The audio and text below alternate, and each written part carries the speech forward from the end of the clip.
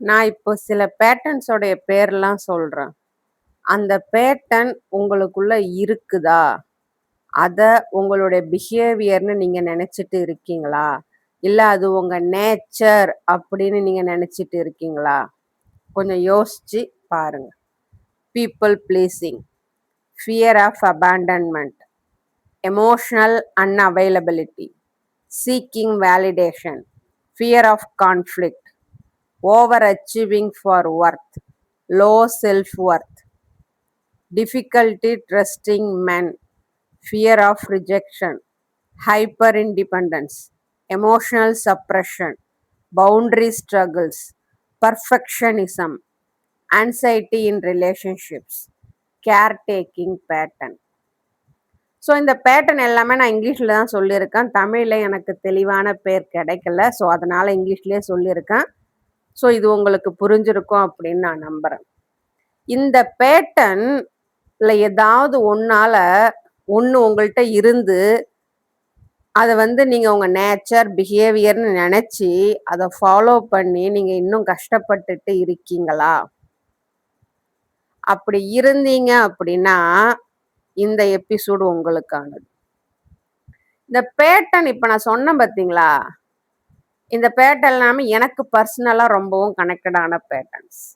ஏன்னா இந்த பேட்டர்ன் எல்லாமே எங்கேருந்து வருது? இந்த பேட்டர்ன் நான் இப்போ உங்களுக்கு சொன்ன இந்த பேட்டர்ன்ஸ் எல்லாமே எங்கேருந்து வரும் அப்படின்னா, ஃபாதர் வூண்ட் அப்படின்ற ஒரு சைக்கலாஜிக்கல் ஸ்ட்ரக்சர்லேருந்து வர்றது தான் இந்த பேட்டர்ன்ஸ் எல்லாமே. நான் பர்சனலாக இதனால் பாதிக்கப்பட்டதுனால இவ்வளோ பேட்டர்ன்ஸுமே எனக்குள்ளே இருக்கு அப்படின்றத நான் கண்டுபிடிச்சி அதை ஒர்க் பண்ணி அந்த பேட்டர்னை அத்தனையுமே நான் பிரேக் பண்ணி இங்கே நிற்கிறேன் நான் இப்போ. ஸோ இதை நான் ஏன் இந்த இடத்துல சொல்ல வரேன் அப்படின்னாக்க, இன்னைக்கு நான் எடுத்திருக்க தலைப்பே அப்படிப்பட்ட தலைப்பு தான். How I broke the emotional patterns created by father wound.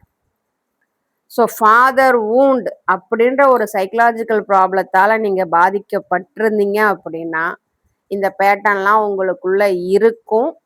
But ஆனால் இந்த பேட்டர்ன்லாம் உங்களுடைய பிஹேவியர், நேச்சர், பர்சனாலிட்டி அப்படின்னு தப்பாக புரிஞ்சுக்கிட்டு இன்னமும் அதுக்குள்ளேயே உழண்டு நிறைய கஷ்டங்களை அனுபவிச்சுட்டு இருக்கீங்க. ஃபாதர் வூண்டுனா என்ன, அதுக்கும் நார்சிஸ்ட் அபியூஸுக்கும் என்ன சம்பந்தம் அப்படின்றத நான் ஆல்ரெடி ஒரு போட்காஸ்ட்ல சொல்லியிருக்கேன். அந்த போட்காஸ்ட்ல ஃபாதர் வூண்டை பற்றின விளக்கங்கள் முழுசாக கொடுத்துருப்பேன். அதனுடைய லிங்க் டிஸ்கிரிப்ஷனில் தரேன், செக் பண்ணி அதையும் பார்த்து தெரிஞ்சுக்கோங்க. ஸோ இன்னைக்கு நான் பேச போகிறது இந்த பேட்டர்ன்ஸை பற்றி இல்லை. இந்த பேட்டர்ன்ஸை நான் எப்படி உடச்சி வெளியில் வந்தேன் அப்படின்றத பற்றி தான். நான் ஏன் பேட்டர்ன்ஸை பற்றி இங்கே பேச போகலை அப்படின்னா, என்னுடைய பிளேலிஸ்ட்டை செக் பண்ணிங்க அப்படின்னாக்கா அதில் பேட்டர்ன் பிரேக்கிங் சீரியஸ் அப்படின்ற ஒரு பிளேலிஸ்ட் இருக்கும். அதில் சோஃபார் 23 பேட்டர்ன்ஸ் அப்லோட் பண்ணியிருக்கிறேன். நம்ம நார்சிஸ்டிக் அபியூஸ் மூலியமாக நமக்கு கிடைக்கிற பேட்டர்ன்ஸ் ஒன்னொன்றை பற்றின டீட்டெயில்டு வீடியோ அதில் இருக்கும். ஸோ அந்த ஒரு பேட்டர்னும் எப்படி உங்களுக்குள்ள உருவாகுது, அது எப்படி உங்களை பாதிக்குது, நீங்கள் அதுலேருந்து எப்படி வெளியில் வரலாம், ஒரு பேட்டர்னுக்கும் 23 பேட்டர்ன்ஸ் அதில் நான் அப்லோட் பண்ணியிருக்கேன். ஸோ இன்னமும் அது கண்டினியூ ஆகிட்டு இருக்கும். ஸோ அந்த பிளேலிஸ்ட்டு போய் செக் பண்ணிங்கனாக்கா பேட்டர்ன்ஸை பற்றின அத்தனை தகவல்களையுமே நீங்கள் விரிவாக தெரிஞ்சுக்கலாம். ஸோ இந்த எபிசோடில் நான் உங்களுக்கு கொடுக்கணும்னு நினைக்கிறது இந்த பேட்டர்ன்ஸ் எல்லாம் நான் எப்படி உடச்சி வெளியில் வந்தேன் அப்படின்றது தான். எபிசோடுக்குள்ளே போகலாமா? அனைவருக்கும் வணக்கம். நான் தான் உங்கள் கவிதா விஜயன் பேசுகிறேன். கவிஸ் பாட்காஸ்ட்டுக்கு இன்னொரு தலைப்பின் கீழ் உங்கள் அனைவரையும் வரவேற்பதில் மிக்க மகிழ்ச்சி. உலகெங்கிலும் இருந்து அன்பும் ஆதரவும் அளித்து வரும் அனைத்து நல்லுள்ளங்களுக்கும் என் மனமார்ந்த நன்றிகள். ஸோ இந்த இடத்துல இந்த டாபிக் என்னுடைய பர்சனல் டாபிக்னு ஆல்ரெடி சொல்லிட்டேன் நான். ஏன்னா நாம் இப்போ பேச போகிறது நிறைய பேர் உள்ளுக்குள்ளே சுமந்துக்கிட்டு தான் இருக்காங்க, ஆனால் வெளியில் அதை பற்றி பேசுறது கிடையாது. ஸோ இந்த சில விஷயங்கள் அவங்கள ஷேப் பண்ணியிருக்கும். அவங்க ரிலேஷன்ஷிப்பை, எமோஷனை, செல்ஃப் ஒர்த்தை, ஐடென்டிட்டியை சில விஷயங்கள் ஷேப் பண்ணி வச்சிருக்கும். சில நேரங்களில் அது இதுதான் அப்படின்னு அவங்க உணராமலேயே அவங்க லைஃப்பை கடத்திட்டு போயிட்டு இருப்பாங்க. இன்னைக்கு நான் அதை பத்தி தான் பேச போறேன். சரிங்களா? ஸோ இந்த இடத்துல நான் முதல் பார்ட்டா சொல்ல வர்றது, இந்த பேட்டர்ன் எல்லாம் நான் ரிப்பீட் பண்ணிட்டு இருக்கிறேன் அப்படின்ற ஒரு அவேர்னஸே இல்லாம தான் 40 வருஷம் ஓடுச்சு. சின்ன வயசுல நார்சிஸ்டிக் அபியூஸ்ல இருந்தவர் தான். அதுல என்ன பாதிச்ச சைக்கலாஜிக்கல் பிஹேவியர் என்ன அப்படின்னா ஃபாதர் வூண்ட் அப்படின்ற ஒரு வூண்ட்.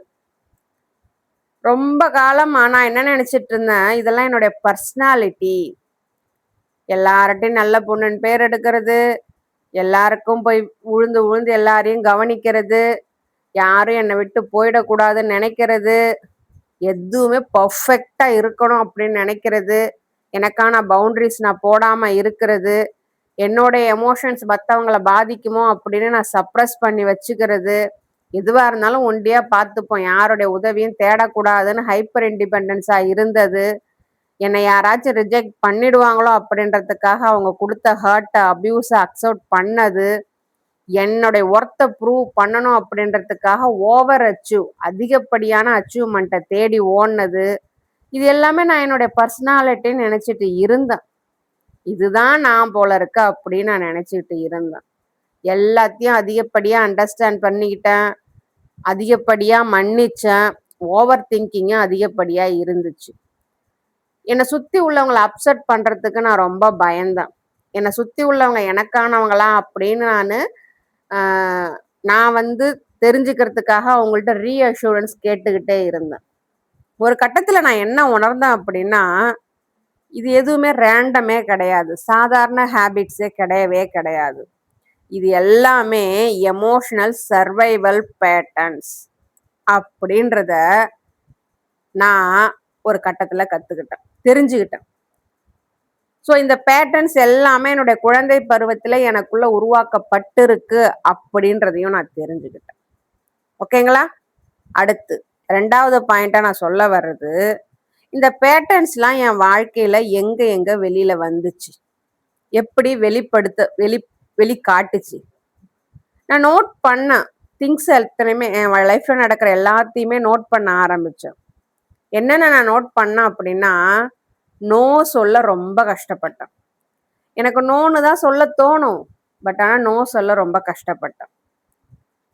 மற்றவங்களுடைய எதிர்பார்ப்ப உடைக்கிறதுக்கு கஷ்டப்பட்டேன். அவங்க எதிர்பார்த்தபடி தான் நான் இருக்கணும், அந்த எதிர்பார்ப்பை நம்ம உடைக்க கூடாது அப்படின்றதுக்கு பயந்தேன் நான். அவங்க எதிர்பார்ப்பை எங்க நாம வீணாக்கிடுவோமோ அப்படின்னு பயந்தேன். யாரெல்லாம் எமோஷனலா அன்அவைலபிளா இருக்காங்களோ அவங்க கூட ஈஸியா அட்டாச் ஆயிட்டேன். எமோஷனலா அன்அவைலபிலிட்டி, அதாவது அப்படின்னா என்ன அப்படின்னாக்க, நம்ம எமோஷன்ஸுக்கு அந்த இடத்துல முக்கியத்துவம் இருக்காது. நம்ம எமோஷன்ஸை பத்தி பேச வந்தாக்க நம்ம யாரோன்ற மாதிரி நடந்துப்பாங்க. அப்படிப்பட்ட மக்கள், அப்படிப்பட்ட மனிதர்களை தான் நான் ரொம்பவும் அட்ராக்ட் பண்ணேன். அவங்க கூட தான் ரொம்ப அட்டாச்சும் ஆனேன். என்னை எங்க ரிஜெக்ட் பண்ணிடுவாங்களோ அப்படின்றதுக்கு நான் ரொம்ப பயந்தேன். என்னுடைய ஒர்த்தை நான் ப்ரூவ் பண்ண ட்ரை பண்ணிக்கிட்டே இருந்தேன். யாராவது என்கிட்ட இருந்து எமோஷனலா விலகி போனாங்கன்னா நான் பேனிக் ஆனேன், ரொம்ப பயந்தேன். நான் என்ன நானே குறை சொல்லிக்கிட்டேன். அந்த கனெக்ஷனை தக்க வைக்கணும் அப்படின்றதுக்கு ரொம்ப போராடினா, அதிகமா கொடுத்துக்கிட்டே இருந்தேன். இன்னும் லவ் பண்ணுவோம், இன்னும் கொடுப்போம், இன்னும் செய்வோம் அப்படின்னு நான் பண்ணிட்டே இருந்தேன். ஆனா இது எதுவுமே நான் உணராம நான் பண்ணிட்டே இருந்திருக்கேன். என்ன நான் உணரலைன்னா, என்னுடைய ஓல்டு எமோஷனல் ஸ்டோரிய நான் இங்க ரிப்பீட் பண்ணிட்டு இருக்கிறேன் அப்படின்றத இங்க உணராமலே இதை நான் பண்ணிக்கிட்டே இருந்தேன். ஸோ இந்த இடத்துல நான் ஒரு விஷயம் சொல்லணும்னு நினைக்கிறேன். ஃபாதர் உண்டால ஒரு குழந்தை, ஒரு பெண் குழந்தை அஃபெக்ட் ஆயிருந்தது அப்படின்னா, அந்த குழந்தைக்கு எமோஷனலாவோ இல்லை செக்ஷுவலாவோ அபியூஸ் நடந்தது அப்படின்னா அந்த குழந்தை அதை வெளியில சொல்லாது. ஏன்னா அந்த குழந்தைக்கு முதல்ல எமோஷனல் சேஃப்டியை கொடுக்க வேண்டியது ஒரு ஆணா இருந்து அந்த குழந்தையோட எமோஷனல் சேஃப்டியை கொடுக்க வேண்டியது அந்த குழந்தையோட அப்பா. அது அந்த இடத்துல மிஸ் ஆச்சு அப்படின்னா அந்த குழந்தைக்கு நடக்கக்கூடிய அந்த அபியூஸை அந்த குழந்தை வெளியில சொல்லாது. நான் அப்படிதான் இருந்தேன். எனக்கு நடந்த அபியூஸ் எதையுமே என்னால வெளியில சொல்ல முடியல. சொல்ல முயற்சி பண்ணப்போ அது அப்படியே என் மேல திரும்புச்சு. நீ தான் ஏதாச்சும் பண்ணிருப்ப. நீ குனிஞ்சு தலை நிமிராம போயிருந்தா அவன் ஏன் அந்த மாதிரி பண்றான்? நீ தான் அவனுக்கு கண்ணை காட்டியிருப்ப, நீ தான் சிரிச்சிருப்ப, நீ தான் அவனை பார்த்திருப்ப, அதனால தான் இது நடந்துச்சு, அதனால அவனுங்க மேல தப்பு கிடையாது, உன் மேலதான் தப்பு அப்படின்னு என்ன சொல்லி எனக்கு நடந்ததை நான் சொல்ல போக இத அப்படி இந்த பதில சொல்லி என்ன அடிச்சு சாத்தினாங்க. குனிஞ்சு தலை நிமிராம போறியா, சிரிக்காம போறியா, அவனை பார்க்காம போறியா அப்படின்னு இனி எப்படிலாம் போயிருந்தா இந்த மாதிரி நடந்திருக்குமா, இது எல்லாத்துக்கும் நீ தான் காரணம்னு என்ன அடிச்சாங்க. அப்ப அதுக்கப்புறமேலுக்கு எனக்கு எங்க எது நடந்தாலும் நான் வந்து யார்கிட்டையும் சொல்றது கிடையாது. இத சாதகமா பயன்படுத்திக்கிட்டு என் வீட்டுல உள்ளவங்களே என்கிட்ட அபியூசிவா நடந்துகிட்டாங்க. அதையும் என்னால வெளியில சொல்ல முடியல. நான் வெளியில சொல்லணும்னு நினைச்சது எங்க அம்மாட்ட மட்டும்தான். ஆனா எங்க அம்மா என்ன பயத்துல இருந்தாங்களோ தெரியல. இது நீ வெளியில சொன்னா நான் தூக்க மாட்டிப்பேன் அப்படின்னு என்ன சொல்லி வாய அடைச்சிட்டாங்க. என்னங்க காப்பாத்துறதுக்கு யாருமே இல்ல. நானே தான் என்னை காப்பாத்திக்கிட்டேன். என் சொந்த வீட்லயே நான் கூனி குறுகி போய் உக்காந்தேன். இண்டு இடுக்கு சந்து பொந்துல தான் நான் போய் துணி மாத்துவேன். குளிக்கும் போது அவ்வளோ பயந்துகிட்டு குளிச்சிருக்கேன் நான்.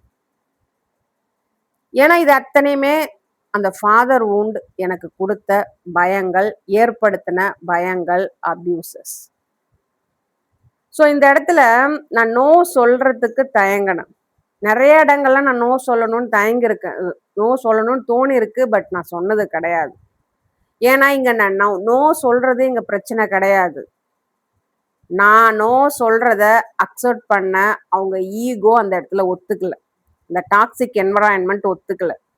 நான் எதை நோன்னு சொல்ல போறனோ அதைத்தான் உனக்கு அப்படின்னு எனக்கு கொடுத்து அதை ஏத்துக்க வச்சு என்னை கஷ்டப்படுத்தினாங்க. எனக்கு ஏதாவது ஒண்ணு பிடிக்கலன்னு சொன்னாக்கா அதை எனக்கு பிடிச்சே ஆவணும்னு என்னை அடிக்கிறது, மிதிக்கிறது எல்லாம் பண்ணாங்க. அதை எனக்கு பிடிக்குதுன்னு நான் சொல்ற வரைக்கும் எனக்கு அந்த பனிஷ்மெண்ட் கிடைச்சிக்கிட்டே இருக்கும். ஒரு கட்டத்துல எனக்கு அந்த நோ சொல்றதை நான் நிறுத்திட்டேன். நம்ம நோ சொன்னா நம்மளை மிரட்ட தான் போறாங்க, இதெல்லாம் பண்ணதான் போறாங்க, அவங்க என்ன கொடுக்குறாங்களோ வாங்கிப்போம், என்ன சொல்றாங்களோ கேட்டுப்போம் அப்படின்னு. அதே மாதிரி அவங்க என்னை பத்தின ஒரு கற்பனை ஒண்ணு வச்சிருப்பாங்க. அவங்க வீட்டுக்குள்ள நுழையும் போது நான் இப்படித்தான் இருக்கணும்ன்ற கற்பனையோட அவங்க வருவாங்க. அதுல ஏதாச்சும் நான் மாறிட்டேன், அவங்க வரும்போது பம்மிட்டு நிக்கல, நான் அவங்க வரும்போது நான் எதிர்த்தால வந்து நிமிந்து நின்னுட்டேன், அவங்க வந்தாங்க அப்படின்னாக்கா அவங்க செருப்பை கழட்டி போட்டாங்கனாக்கா அதை எடுத்து ஓரமா வைக்காம விட்டுட்டேன்.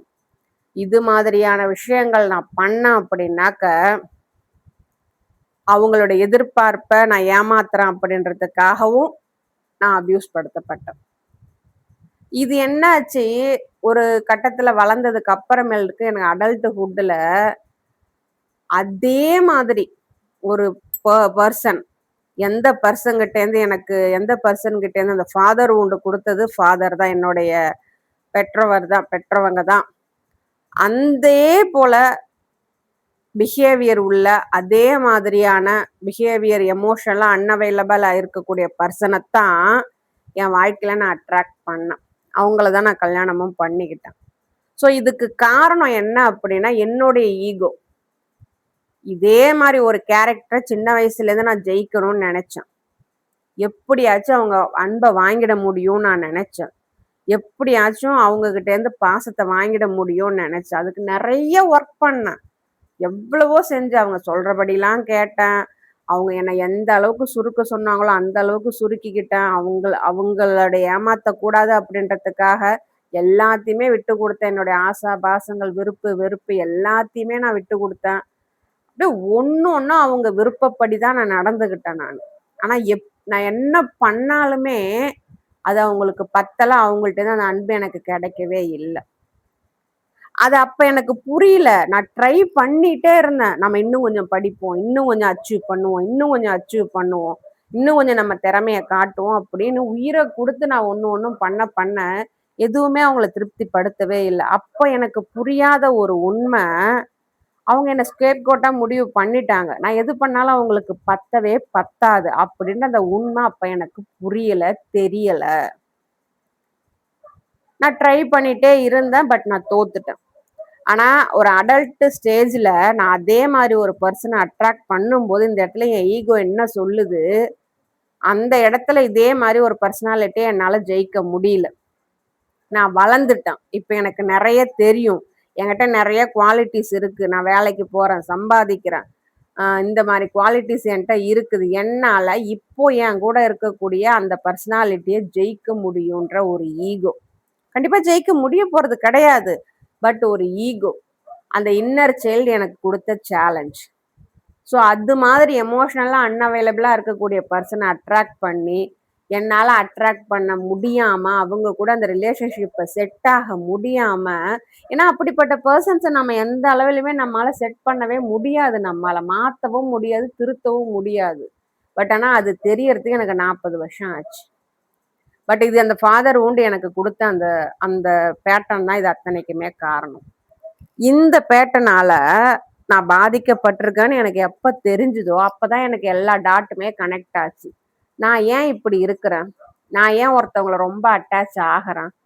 நான் ஏன் இதே மாரி அது எங்க அப்பா மாரி உள்ள பர்சனாலிட்டிய வந்து நான் வந்து ஏன் இந்த மாரி தேடி தேடி நான் போறேன்? ஏன் அவங்கள்ட்ட நான் போய் அசிங்கப்படுறேன்? அவங்கள ஏன் என்னால விட்டுட்டு வர முடியல?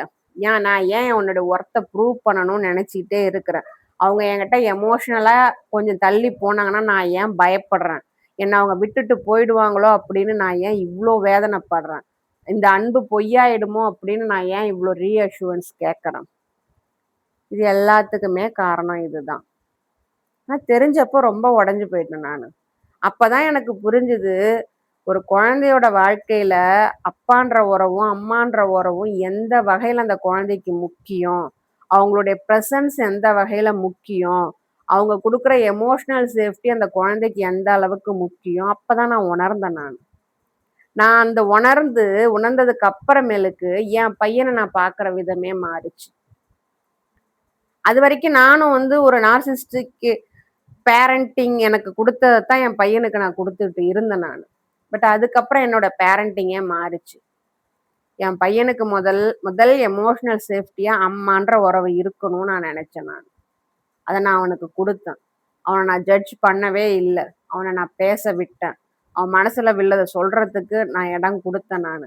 நம்ம அம்மாட்ட போய் சொன்னோம் அப்படின்னாக்க, இந்த எமோஷனல் சேஃப்டி எனக்கு கிடைக்கும்ன்ற நம்பிக்கைய அவனுக்குள்ள நான் உண்டு பண்ணேன்.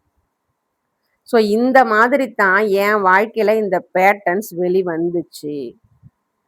இது எல்லாமே அந்த ஓல்டு எமோஷனல் ஸ்டோரிய நான் ரீப்ளே பண்றேன் அப்படின்னு தான் இதுக்கான அர்த்தம். ஓகேங்களா? அடுத்து 3வது பார்ட் த ஹார்ட் ரியலைசேஷன். என்னாச்சு அப்படின்னா, ஒரு கட்டத்துல என்னையே நான் கேள்வி கேட்க ஆரம்பிச்சேன். நான் ஏன் இந்த ரிலேஷன்ஷிப்ல ஓவர் எமோஷனலா ஏன் எக்ஸாஸ்ட் ஆவறேன்? இந்த ரிலேஷன்ஷிப்ன்றது ஒருத்தருக்கு ஒருத்தர் அன்பு காட்டி, ஒருத்தருக்கு ஒருத்தருக்கு ஆதரவா, ஒருத்தருக்கு ஒருத்தர் ஆறுதலா இருக்கத்தானே இந்த ரிலேஷன்ஷிப். இதுல ஏன் இவ்ளோ பிரச்சனைகள் வருது?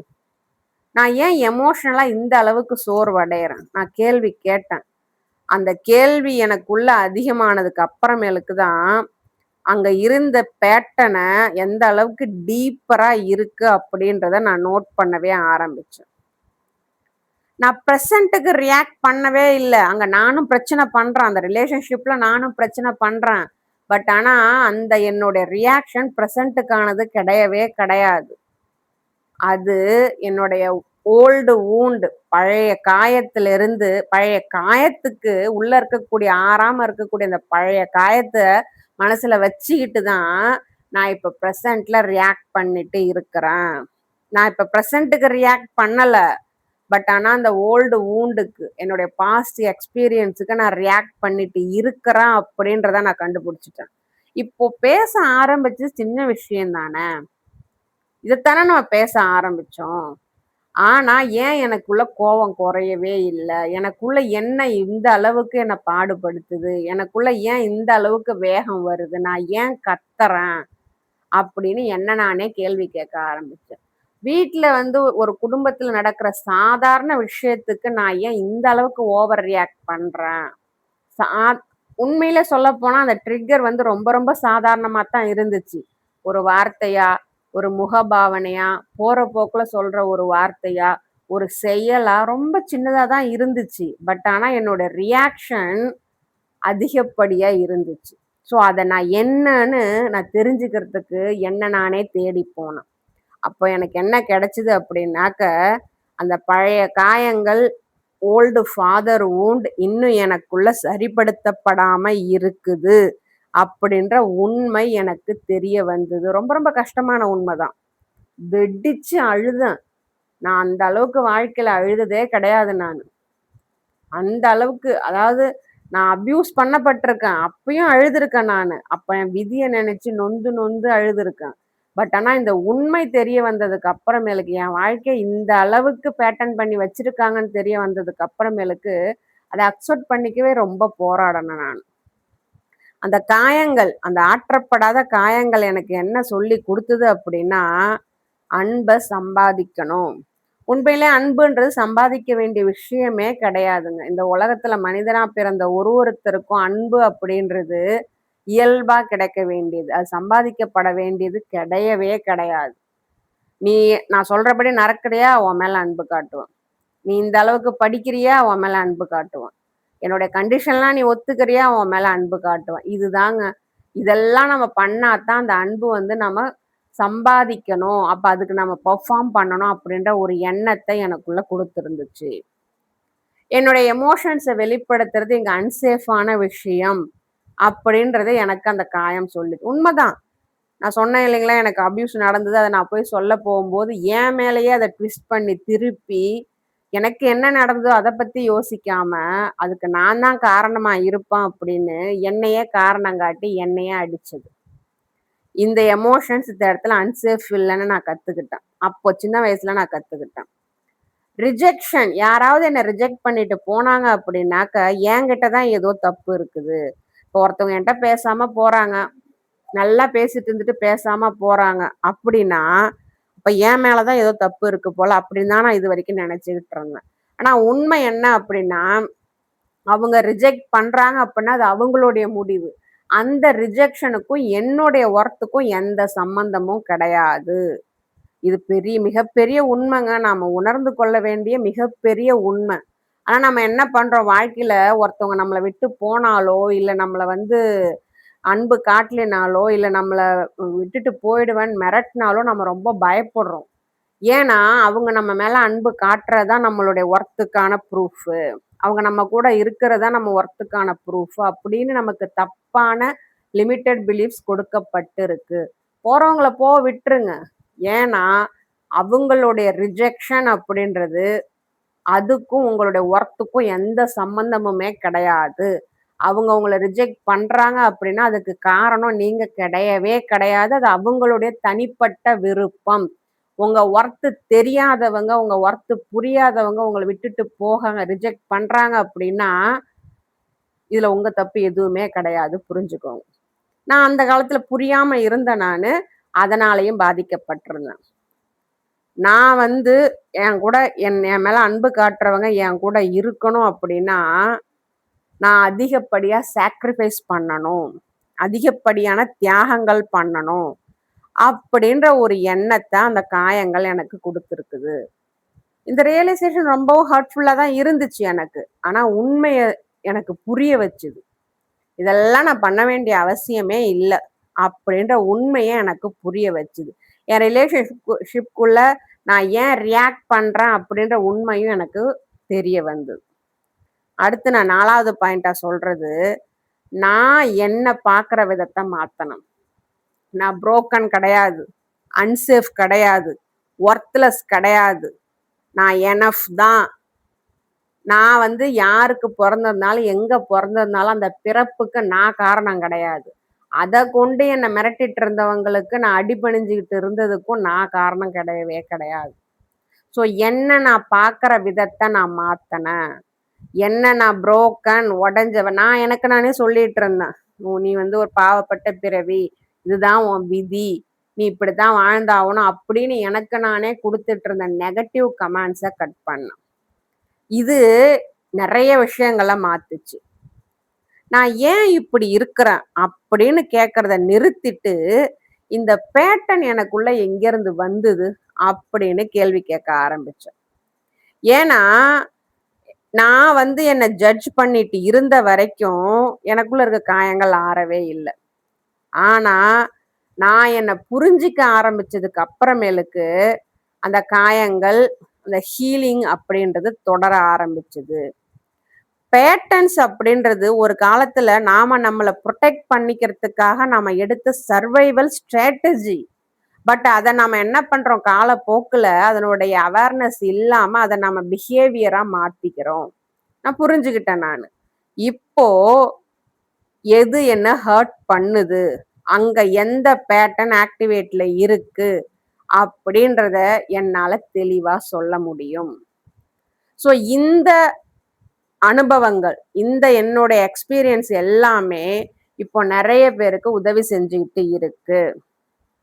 என்னுடைய பயோவ செக் பண்ணீங்க அப்படின்னா, அதுல என்னுடைய வாட்ஸ்அப் நம்பர் இருக்கும். அந்த வாட்ஸ்அப் நம்பருக்கு நீங்க இன்ட்ரஸ்டட் அப்படின்னு மெசேஜ் பண்ணீங்க அப்படின்னாக்க, என்னுடைய வாட்ஸ்அப் கம்யூனிட்டி பத்தின தகவல்கள உங்களுக்கு நான் அனுப்புவேன். நீங்க விருப்பப்பட்டா அதுல ஜாயின் பண்ணிக்கலாம். அது ஒரு பெய்டு குரூப். ஆண், பெண் 2 பேருக்கும் தனித்தனி குரூப் இருக்கு. நான் ஏன் இந்த இடத்துல அந்த என்னுடைய வாட்ஸ்அப் கம்யூனிட்டிய பத்தி நான் சொல்றேன் அப்படின்னா, இப்ப வந்து என்கிட்ட மோர் ஆர் லெஸ் 25 மெம்பர்ஸ் என்கிட்ட இருக்கிறாங்க. ஸோ ஒருத்தரும் ஒரு பேட்டர்னால பாதிக்கப்பட்டிருக்காங்க. ஸோ அவங்களுக்கு எங்கேருந்து இந்த ஹீலிங் ப்ராசஸ ஸ்டார்ட் பண்றது? எப்படி ஸ்டார்ட் பண்றது? எத அவங்க செய்யணும்? என்ன இம்ப்ளிமெண்ட் பண்ணணும்? அப்படின்னு தெரியாத ஒரு குழப்பத்துல தான் என்கிட்ட எல்லாருமே வந்தாங்க. ஸோ நான் மார்ச் மந்த் இந்த குரூப்ப ஸ்டார்ட் பண்ண இப்ப மே ஆச்சு. ஸோ இப்ப எல்லாருமே அந்த குரூப்ல கன்டின்யூ பண்ணிட்டு இருக்கிறாங்க. அவங்க ஹீலிங் ப்ராசஸ் ஸ்டார்ட் பண்ணிட்டும் இருக்கிறாங்க. அவங்க எந்தெந்த பேட்டர்னால பாதிக்கப்பட்டு இருந்தாங்களோ, அந்த பேட்டர்ன்லேருந்து இப்ப வெளியில வந்துகிட்டும் இருக்கிறாங்க. ஸோ அவங்களோட ரெஸ்பான்ஸ் தான் இன்னமும் என்ன இந்த போட்காஸ்ட்ட அதிகப்படியா நான் போடுறதுக்கு எனக்கு உதவி செய்யுது. ஸோ இந்த போட்காஸ்ட் அவங்களுக்கு அந்த அளவுக்கு உதவிகரமா இருக்கு அப்படின்றத அவங்க எனக்கு சொன்னது மூலியமா நான் தெரிஞ்சுக்கிட்டேன். ஸோ நீங்களும் உங்க பேட்டர்ன்லேருந்து வெளியில வரணும் அப்படின்னு விருப்பப்பட்டீங்க அப்படின்னாக்க, என்னோட வாட்ஸ்அப் கம்யூனிட்டி உங்கள இன்வைட் பண்ணுது. ஓகேங்களா? 5வது பார்ட்டா நான் சொல்றது, என்னுடைய ஓல்டு பேட்டர்ன்ஸ் இருக்கு பார்த்தீங்களா? அத நான் சேலஞ்ச் பண்ண ஆரம்பிச்சேன்.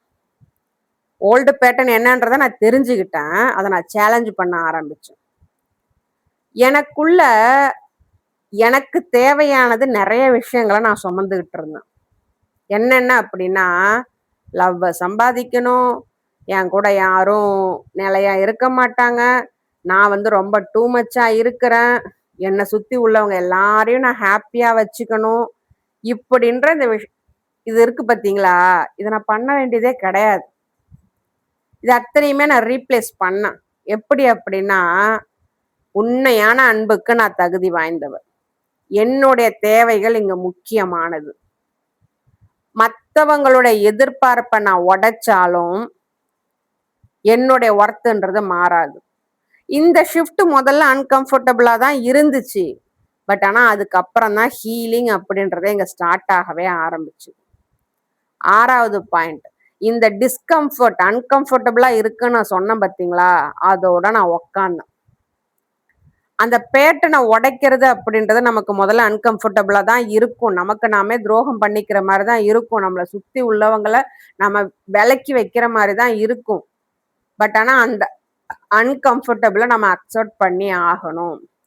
நமக்குள்ள குற்ற உணர்வு வரும். நம்ம வந்து ஓய்வு எடுக்கிறது தப்புன்னு தோணும்.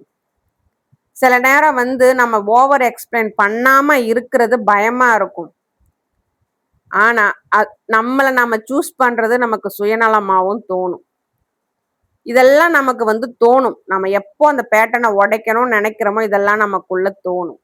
ஆனா, நான் கத்துக்கிட்ட விஷயம், அந்த டிஸ்கம்ஃபோர்ட் அப்படின்றது எனக்குள்ள எந்த தப்பும் இருக்கு அப்படின்றதுக்கான காரணம் கிடையாது.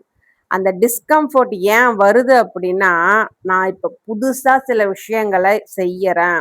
இதுவரைக்கும் என் உடம்புக்குள்ள இருந்த அந்த பேட்டர்ன பிரேக் பண்ணிட்டு, அந்த பேட்டர்ன ஃபீட் பண்ணாம, அந்த பேட்டர்ன ஆக்டிவேட் பண்ணாம, அத நிறுத்தி வச்சுட்டு நான் புது பேட்டர்ன உள்ளுக்கு புகுத்துறேன். அப்படி புகுத்தும்போது புது விஷயங்கள் என் உடம்ப ஏத்துக்க தயங்குது. அப்போ அந்த குற்ற உணர்வ உருவாக்குது. ஆனா அதையும் மீறி நான் கான்ஷியஸா என்னுடைய ஓல்டு பேட்டர்ன உடைச்சு புது பேட்டர்ன ஃபாலோ பண்ண ஆரம்பிச்சேன். அந்த டிஸ்கம்ஃபோர்ட்ட எனக்கு கம்ஃபோர்ட்டா மாறுற வரைக்கும் நான் ஒர்க் பண்ணேன். 7வது பாயிண்ட்.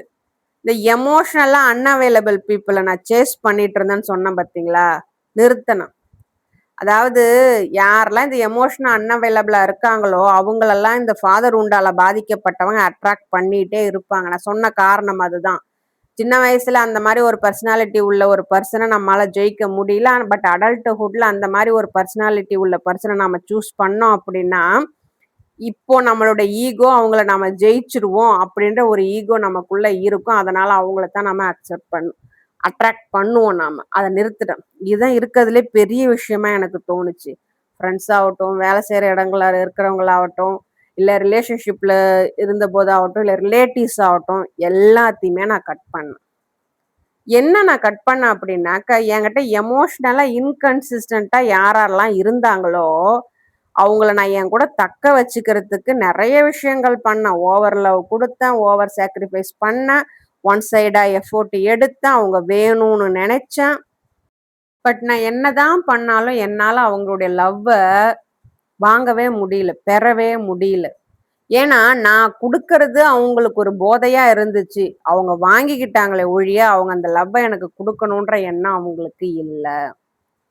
ஸோ இது என்ன ஆச்சு, இந்த மாரி எமோஷனல் அன்அவைலபிள் பெர்சன் கிட்ட இந்த மாரி நான் பழகுறது எனக்கு ஃபெமிலியரா இருந்துச்சு. ஏன்னா, சின்ன வயசுல நான் அப்படிதானே இருந்தேன்.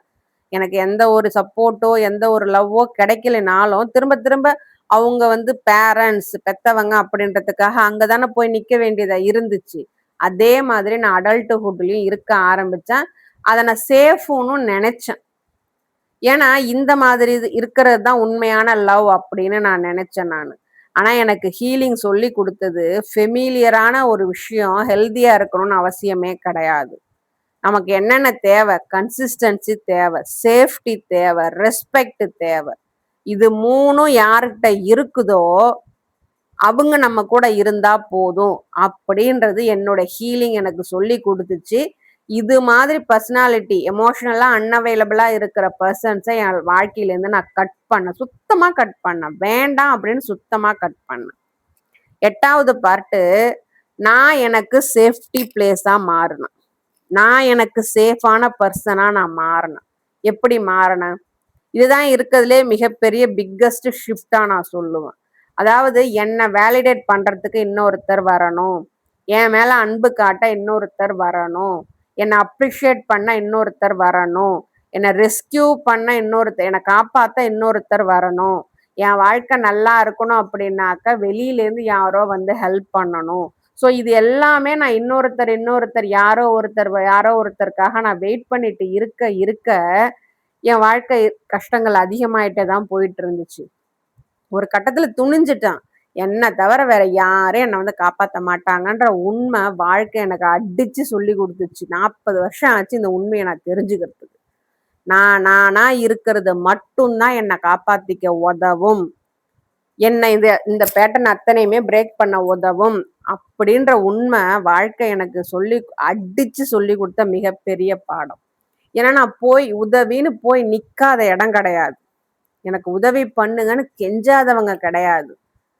நான் என் வாழ்க்கை ஏன்னா அப்படிதான் என்ன வளர்த்தாங்க. டிபெண்டடா தான் என்ன வளர்த்தாங்க. நானும் அதான் நினைச்சேன் நானு. நம்ம டிபெண்டடா தான் இருக்கணும்.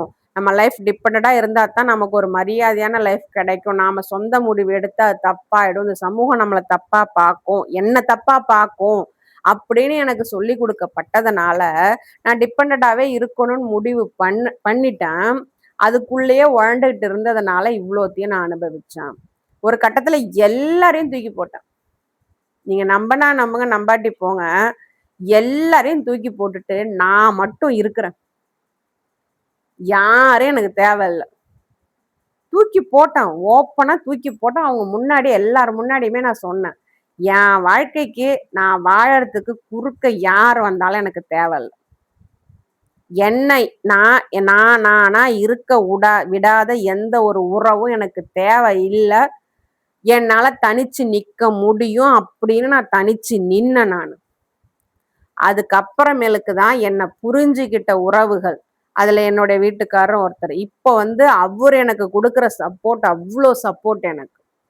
என்னுடைய எமோஷனல் சேஃப்டி ஆகட்டும், எனக்கு ரியல் லைஃப்ல எனக்கு இருக்கக்கூடிய ப்ராப்ளம்ஸ் ஆகட்டும், இல்ல என்னுடைய சைக்கலாஜிக்கல் ப்ராப்ளம்ஸ் ஆகட்டும், எல்லாத்துக்கும் எனக்கு துணையா நின்னது அவரு தான். ஏன்னா, அவரு என்ன புரிஞ்சுகிட்டாரு.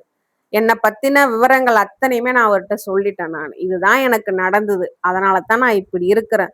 இதுதான் என்ன பாதிக்குது. இதுலேருந்து நான் வெளியில வரணும். எனக்கு முடிஞ்சா ஹெல்ப் பண்ணுங்க. இல்லாட்டி நீங்க உங்க வாழ்க்கைய பாருங்க அப்படின்னு நான் சொல்லிட்டேன். ஆனா, அவரு எனக்கு நின்னு என் கூட நின்னு எனக்கு ஹெல்ப் பண்ணாரு. என்ன இது அத்தனையுமே வெளியில கொண்டு வர உதவுனாரு. அந்த அளவுக்கு எனக்கு சப்போர்ட்டா இருக்கிறது அ அவங்க தான். ஸோ, இத நான் ஏன் இந்த இடத்துல நான் சொல்ல வரேன் அப்படின்னாக்க, நான் அந்த அளவுக்கு எல்லாரையுமே தூக்கி போட்டுட்டு நான் தனி ஒருத்தியா நின்னேன். நின்ன காரணத்தினால், இவள நம்ப ஆரம்பிச்சுட்டா. இனிமே இவளுக்கு யாருடைய தயவும் தேவையில்ல அப்படின்னு எல்லாருக்கும் புரிஞ்சு போச்சு, தெரிஞ்சு போச்சு. ஸோ, அதுல தான் என்னுடைய பலமும் மத்தவங்களுக்கு தெரிய வந்தது. ஸோ, இனிமே என்ன காப்பாத்தவோ, என்ன வேலிடேட் பண்ணவோ, எனக்கு லவ் குடுக்கவோ வெளியிலேருந்து யாரும் வரத் தேவையில்ல. நான் ஒருத்தி மட்டுமே எனக்கு போதும். நான் எனக்கு என்னென்னலாம் நான் குடுத்துக்கிட்டேன். ரீஅஷ்யூரன்ஸ். நீ எல்லாத்துக்கும் தகுதியானவ தான். உன் தகுதிய மத்தவங்க நிர்ணயிக்கிற உரிமை யாருக்கும் கிடையாது. கம்பேஷன். ஏன் நான் கெஞ்சினனே. நான் எவ்வளவோ கெஞ்சினேன். ஆனா என் மேல யாரும் கொஞ்சம் கூட இரக்கம் காட்டவே இல்ல. மாட்ட அடிக்கிற மாரி ஒரு மனுஷியா கூட என்ன மதிக்கல. ஆனா அந்த கனிவ, இரக்கத்த நான் என் மேல காட்டினேன். Emotional safety. நான் என்னுடைய எமோஷனல் சேஃப்டியா நான் மாறினேன். நான் என்ன புரிஞ்சுக்கிட்டேன். இவ்வளவும் நடந்திருக்கு. இவ்வளத்துக்கு இதுதான் காரணம். இந்த சைக்கலாஜிக்கல் டிஸார்டரெல்லாம் நான் பாதிக்கப்பட்டிருக்கேன். இதுலேருந்து நான் வெளியில வருவேன். என்ன என்ன கில்ட் ட்ரிப் பண்றதுக்காக நான் என்னென்னலாம் பண்ணனோ அதெல்லாம் எடுத்துக்கிட்டு வந்தாங்க ஒரு கட்டத்துல. அது அத்தனைக்கும் திரும்ப நான் அடிச்சேன். இதெல்லாம் நீங்க எனக்கு குடுத்தது தான். நான் பண்ணது இல்ல. அப்படின்னப்ப வாய மூடிட்டு போயிட்டாங்க. ஸோ இதுதான் நான் எந்த ஒரு கேள்விக்குமே இப்ப பயப்படுறது கிடையாது. நான் என்ன நிராகரிக்கிறத நிறுத்தினேன். நான் என்ன மட்டுமே சூஸ் பண்ணேன். என்ன அதிக அளவு நான் நம்ப ஆரம்பிச்சேன். இப்படித்தான் அந்த ஃபாதர் வூண்ட் எனக்குள்ள கிரியேட் பண்ண அந்த எமோஷனல் பேட்டர்ன்ஸ்ல இருந்து அது அத்தனையுமே உடைச்சி நான் வெளியில வந்தேன்.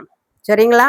ஸோ நீங்களும் இந்த மாதிரி உங்க பேட்டர்ன்ஸை பிரேக் பண்ணணும்னு ஆசைப்பட்டீங்க அப்படின்னா என்னுடைய வாட்ஸ்அப் கம்யூனிட்டி உங்களை இன்வைட் பண்ணுது. ஓகேங்களா? ஸோ இந்த எபிசோடோட க்ளோசிங் நான் கொடுக்கறதுக்கு முன்னாடி இந்த வீடியோ உங்க வாழ்க்கையில ஏதாச்சும் ஒரு பக்கத்தை தொட்டிருந்தது அப்படின்னாக்கா உங்களோட லைக்கும் ஹைப்பும் எனக்கு கொடுங்க. அது இந்த வீடியோ பல பேரை போய் ரீச் ஆகிறதுக்கு உதவி செய்யும். மேலும் healing from narcissistic abuse content தெரிஞ்சுக்க விரும்புனீங்க அப்படின்னாக்கா என்னுடைய சேனலை சப்ஸ்கிரைப் பண்ணுங்க. இந்த வீடியோ யாருக்காவது பயனுள்ளதா இருக்கும்னு நினைச்சீங்க அப்படின்னாக்கா அவங்களுக்கு ஷேர் பண்ணியும் விடுங்க. இந்த எபிசோட க்ளோசிங் இப்போ நான் உங்களுக்கு கொடுக்குறேன். ஒருவேளை இப்போ நான் மேலே சொன்ன இந்த எமோஷனல் பேட்டர்ன்ஸ் எல்லாமே உங்களுக்குள்ளேயும் இருக்கிறத நீங்கள் கண்டுபிடிச்சிங்க அப்படின்னா உங்களுக்கான ஜென்டில் மெசேஜ் நான் கொடுக்கறது என்ன அப்படின்னா, இந்த பேட்டர்ன் எதுவும் நீங்கள் புரோக்கன், நீங்கள் உடஞ்சவங்க, நீங்கள் வீணா போனவங்க, நீங்கள் ஒர்த்லெஸ் அப்படின்றதுக்கான ப்ரூஃப் கிடையவே கிடையாது. அது எல்லாமே நீங்க சர்வைவல் ஸ்ட்ராட்டஜியை கையில எடுத்ததுக்கான ப்ரூஃப். ஓகேங்களா? நீங்க சர்வைவ் பண்றதுக்கு அந்த அளவுக்கு போராடி இருக்கீங்க அப்படின்றதுக்கான ப்ரூஃப். அதை நீங்க முதல்ல புரிஞ்சுக்கணும்.